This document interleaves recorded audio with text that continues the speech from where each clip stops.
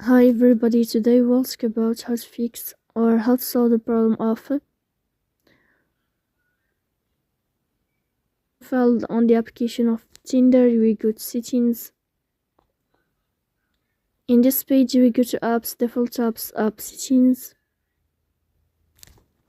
On above we will search about Tinder and you can click here. Then this page of app info we click on first stop and you can click OK.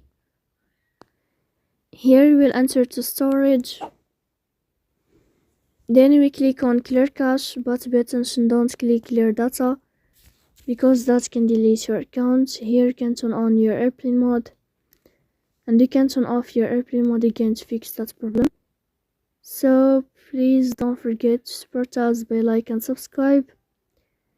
See you next time in another video and thank you for your watching and your attention.